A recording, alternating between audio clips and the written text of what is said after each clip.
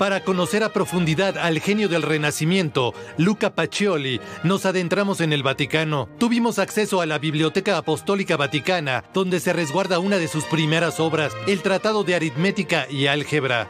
Il volume contiene appunto questo trattato che è stato scritto tra il 1476 e il 1478, ma con elaborazioni fino al 1480. Ecco, cosa significa questa sorta di contraddizione? Un'opera finita, però già ancora lavorata, non ancora sentita come definitiva. Fue un trabajo de investigación que enriqueció el evento, redescubriendo a un genio, Luca Pacioli, que concluyó este viernes en la Ciudad de México y en el que se proyectó ante cientos de asistentes la reflexión del exvocero de Benedicto XVI sobre uno de los textos clave de Pacioli, De Divina Proportione. No puede haber una expresión más clara de cómo para Pacioli el estudio de las matemáticas está en continuidad con una visión espiritual del universo.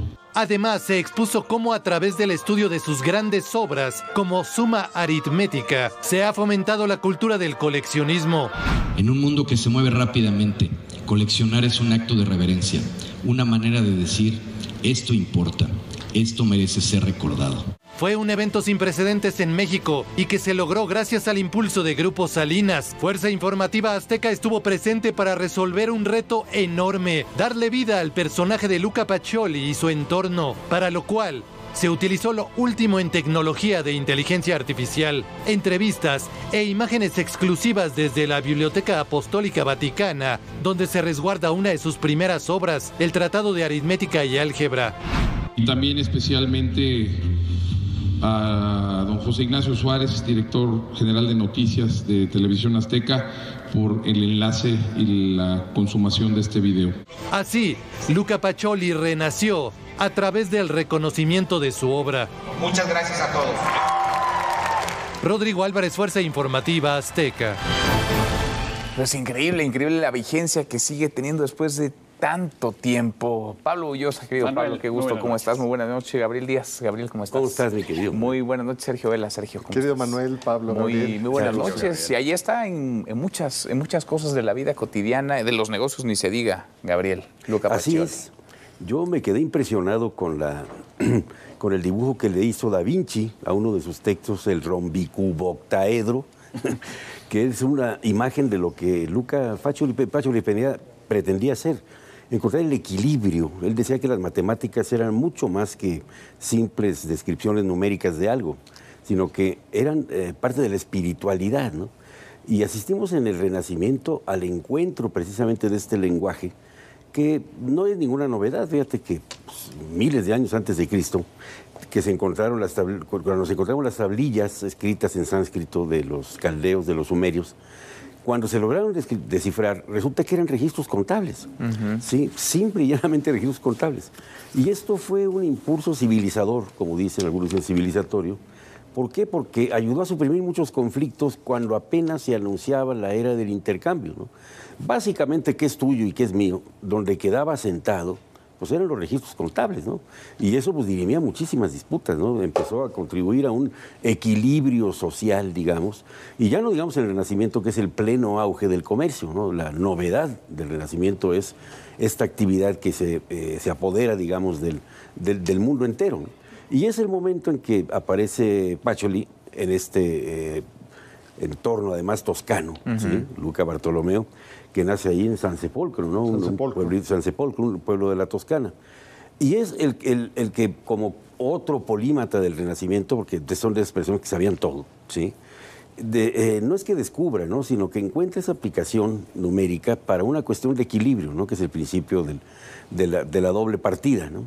Y facilitó las cosas. Él tuvo la ventaja de trabajar con un comerciante veneciano que fue tutor de sus hijos. Entonces él estuvo involucrado en el mundo de los negocios desde pues, muy joven, ¿no? A su regreso a Florencia, pues fue cuando empezó a escribir estas magnas obras que uno no es incunable, fue impreso después de 1500, ¿no? Sí. Pero la suma matemática sí, en 1490 y tantos, ¿no? Entonces es donde Luca describe ya de una manera rica toda la complejidad de la contabilidad, ¿no? y de paso es precursor del cálculo de probabilidades, ¿no? Entonces, pero lo que a mí me llama la atención es esta visión espiritual de las matemáticas, ¿no? Dicho sea de paso, él era un gran jugador de ajedrez y escribe también un libro sobre el ajedrez, ¿no? Entonces, este personaje que tiene una relación muy cercana a otro enorme del Renacimiento, que es Leonardo da Vinci, le ilustró varios de los libros, como el que acabo de mencionar, de este que ya se me olvidó el nombre, Rubio Octaedro, de Divina Proporción. Y los títulos, fíjate, te lo dicen todo. Sí. Es decir, es sobre la proporcionalidad y la proporción, el estudio matemático, ¿no? Entonces, era la búsqueda de este equilibrio, ¿no? Y él decía que sin matemáticas sencillamente no había arte. Pues no hay nada. Sí, sí, tal cual, tal cual. Lo avanzado para su época. Yo creo que estamos frente a un auténtico tesoro intelectual. Efectivamente, el libro cuyo título es La suma de aritmética, geometría, proporción y proporcionalidad. Pero, a ver, ¿por qué es tan importante? Bueno, efectivamente, desde el siglo XIII hay algunos indicios ya de la utilización de las columnas, pero no se había sistematizado esta forma de registrar las cuentas del haber y del deber, que finalmente es algo fundamental en el desarrollo del comercio, en el mundo de los negocios. Pacioli lo que hace, para empezar, es un tratado magno dividido en la parte aritmética y la geométrica, ¿no? Está la sección de matemática dividida en aritmética y geometría. Y luego desarrolla la partida doble de una manera absolutamente brillante, que da todas las bases para la contaduría o contabilidad del mundo moderno y que sigue vigente. Es decir, lo que es fascinante es que cuando se logran ciertos hallazgos intelectuales, aquello no pasa, no sufre un desgaste por el transcurso del tiempo. La usura del tiempo no está presente en una obra como esta. Entonces, es ahí cuando estamos frente a una obra clásica. De ahí su importancia. Además, está el hecho, de que la primera edición es incunable, la de 1494, fue hecha una segunda edición, pero ya de manera póstuma. Porque Pacioli fue casi estricto contemporáneo de Leonardo da Vinci. Pacioli nació en 1447, es decir, vive la segunda mitad del siglo XV, el inicio del siglo XVI. Leonardo lo mismo, Leonardo nace en 1452 y muere en 1519, es decir, nace 5 años después y muere 2 años después que Pacioli. Se hicieron amigos en el entorno de Ludovico Sforza, en Milán. Trabajaron juntos. Evidentemente había una genialidad compartida, pero también hay que entender que se trata de un mundo en transformación. El mundo del Renacimiento es un mundo de hallazgos, es un mundo de exploración, es el mundo que da sustento a todo lo que va a ser el desarrollo posterior de la filosofía natural, de la ciencia y evidentemente de las matemáticas. Algo importantísimo además es que es la primer compilación del saber algebraico escrito en lengua vernácula. Es decir, está escrito en italiano con algunos rasgos de veneciano. Entonces, poder hacer toda una reflexión sobre la trascendencia de este legado me parece absolutamente digno de celebración, admirable. Y más que válido, ¿no? Necesario, además. Y qué bien hecho, además, qué bien organizado, un coloquio con todos sus aderezos, digamos, culturales. Y con la grandeza, ¿no? Una enorme grandeza.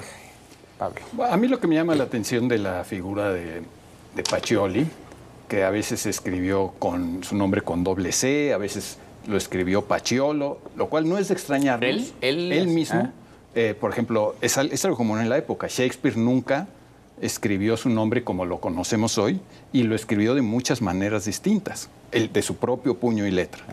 Hay escritos de Cervantes donde está Cervantes con B grande. En la época no era tan importante mantener esta cosa de la misma grafía. Ya que mencionaron a Leonardo, quiero contar una anécdota que me parece graciosa.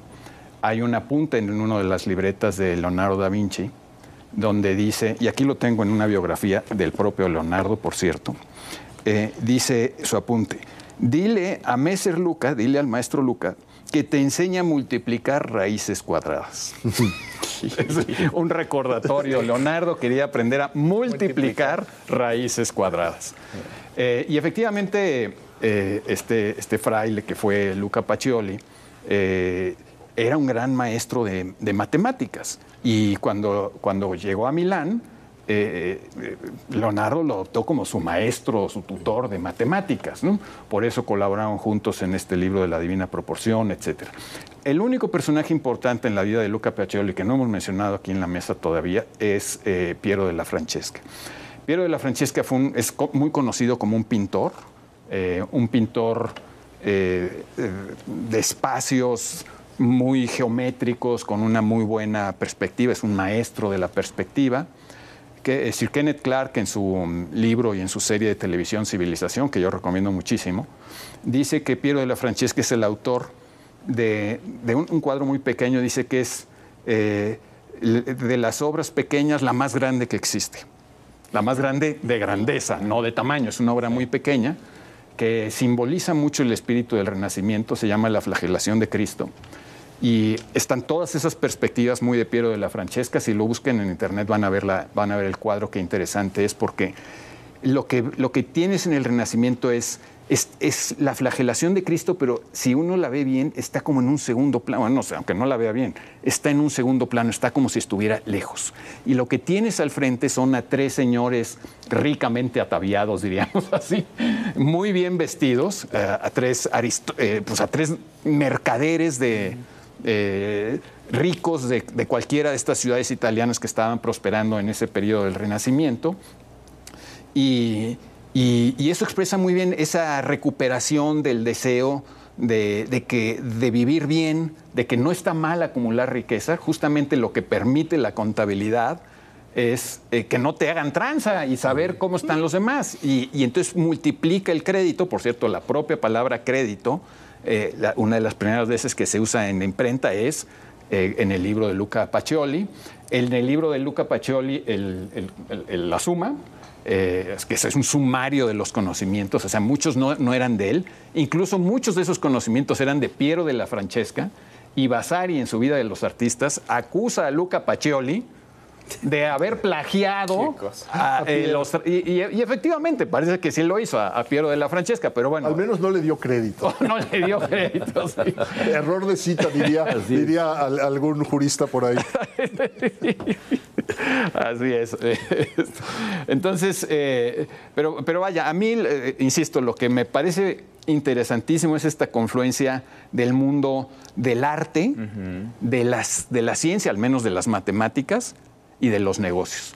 Y yo creo que una lección del Renacimiento que tenemos que recuperar es esa confluencia de esas tres cosas. El arte, ¿no? La ciencia, que no deben estar separados, no deben ser las dos culturas, como se dice a veces por un libro de Snow, sino que deben recuperarse, deben reconciliarse y servir las tres cosas al mismo tiempo y en las mismas cosas: el arte, la ciencia y los negocios. Porque se acompañan, en lugar de ser distanciadas, pueden caminar. Todo el arte renacentista habría sido imposible sin la riqueza acumulada por las ciudades-estado. Claro. Todo eso se lo debemos a los negocios, que habrían sido imposibles sin la contribución contable de Luca Pacioli. Y aquí, bueno, yo creo que hay... No, estoy robando la palabra. No. Recte judicaste, como dice, ¿no? Es curioso esto que mencionas, Pablo, de que es de los autores que renunció a escribir en latín y escribió en lengua vernácula, y salpicado de cuestiones regionales, de veneciano, etcétera, ¿no? Pero la importancia de eso es entender que esa es otra cosa que distingue mucho a Occidente. En muchas partes el conocimiento se guardaba secreto. De hecho, fue un secreto industrial la contabilidad. Se aplicaba desde mucho antes. Pero este espíritu de vamos a poner el conocimiento al alcance de todos, vamos a transparentar el conocimiento, por eso es que es importante que lo escriban en lengua vernácula. Hay que mejorar las sociedades, ¿no? Sí. Claro, y cuando está disponible y abierto a todos, es posible que todo el mundo lo discuta y lo enriquezca. Cuando está encerrado, cuando está en lenguas inaccesibles o se consideran secretos de Estado, el conocimiento no prospera, ¿no? A ver, la libertad de expresión y no está es ahí, exclusivo del mundo de la técnica o de la ciencia, como dices tú, ¿no? El contador público, Ricardo Salinas, dice que la contabilidad sirve para todo en la vida. ¿Sí? Y en este caso, pues, como impulso civilizador, en el Renacimiento se juntó con la idea del ideal humanístico, ¿no? De juntar todas las piezas del conocimiento en términos armónicos, además, ¿no? Que está muy bien personificado en el hombre de Vitruvio de Leonardo, ¿no? Donde tiene el centro del cuadrado en el ombligo y el centro del círculo, o al revés. Las proporciones divinas. Las proporciones, divinas proporciones. Entonces, esto que en el Renacimiento fue un objeto de estudio y de desempeño artístico y científico, pues echó las bases de la modernidad, ni más ni menos, ¿no?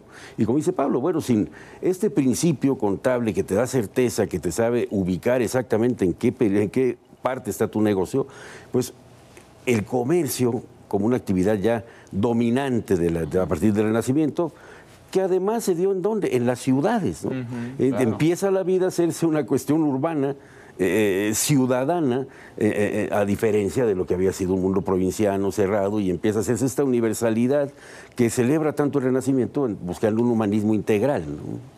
Yo creo que hay aquí varias cosas que quisiera yo destacar. Por una parte, algo que mencionó Gabriel inicialmente, esta fascinación por el equilibrio. No en balde, cuando se hace la partida doble, lo que implica es un balance, un equilibrio. Sí. Debe corresponder lo que tenemos con lo que debemos. O sea, la suma tiene que estar equilibrada.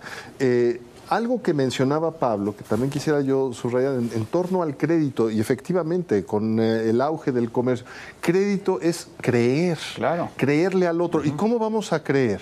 Nada más por la palabra. Bueno, eso sería lo ideal, pero sabemos que hay muchísimos pícaros que pretenden deber menos de lo que deben y tener más de lo que tienen. Entonces, justamente lo que aquí estamos presenciando es la verosimilitud y la veracidad del número. Es decir, las cosas se asientan en blanco y negro, en una partida doble, y entonces el comercio puede florecer. En relación con esta idea de las dos culturas, justamente lo que Charles Percy Snow deplora es que se hayan separado. Exacto. Justamente lo que C.P. Snow trata de hacer es reunirlas de nuevo. Yo creo que es uno de los ideales, y qué bueno, esto es un ejemplo, porque se ha hecho un coloquio donde tenemos que celebrar lo que Ricardo Ober, nuestros amigos, también Javier Ferrer, Jorge Nicaido, nuestros amigos aquí de Grupos Aliados, organizaron este magnífico coloquio con presencia de grandes académicos, presencia de la Universidad Nacional Autónoma de México. Bueno, estuvo el rector, la directora del Instituto de Investigaciones Bibliográficas, el alcalde de San Sepolcro, el rector de la Universidad Pontificia Antoniana, el director de la Biblioteca Apostólica Vaticana. En fin, estamos hablando además de un programa artístico muy, muy interesante, el hecho de tener una convivencia intelectual, artística, cultural, celebrando este tipo de hallazgos, a mí me parece de veras notable. Y yo diría que uno de nuestros ejemplos quizá de lo que mejor ha funcionado en la historia son esas ciudades-estado que se regían ante todo por la libertad del comercio. Quizás sea un modelo político que deberíamos retomar frente al desastre que vivimos en el mundo. Como referente, ¿no? Un referente, claro. Un referente, indudablemente. Dice que en los trabajos previos a la organización de este coloquio, cuando fueron a San Sepolcro y estuvieron allá con las gentes, con los padres franciscanos que sabían de la historia de Pacioli, estaban impresionadísimos. ¿Por qué en México recuerdan una figura del Renacimiento italiano? Y de veras no podían entender con un gran festejo, con el reencuentro con este filósofo polímata que se diera en México. Y hay algo muy importante, es que la partida doble llegó muy pronto a México, de la mano de Cortés. Entonces, muy pronto los negocios en la Nueva España empezaron a florecer por la partida doble. Incluso cuando Colón consiguió que la reina Isabel pusiera de su dinero para hacer sus viajes exploratorios, la reina le exigió que hubiera un contador. Un contador, sí. Porque pues, si no te hacen... Las cuentas del Gran Capital. Las cuentas del Gran Capital. Que son más los cuentos existieron, del pero Gran más tarde. Exactamente. Don Gonzalo Fernández de Córdoba. Exacto. ¿De dónde me sacas esto? Pues más que merecido, y además interesante esto que dices, Sergio, en México, a final de cuentas, a ver, porque el conocimiento tendría que ser un asunto global, ¿no? Y compartido, y socializado, y al alcance de todos. Y creo que eso es parte de lo que se consigue con eso. Y los libros clásicos, como decía María Zambrano, son siempre una oportunidad para el Renacimiento. El Renacimiento está al alcance de todos. Sin duda. Pablo, gracias. Muchas gracias. Gabriel, gracias. Manuel, muy gracias. Muchas gracias. Pablo, gracias. Es viernes, buen fin de semana. Acá nos vemos el lunes. Pásela ahí.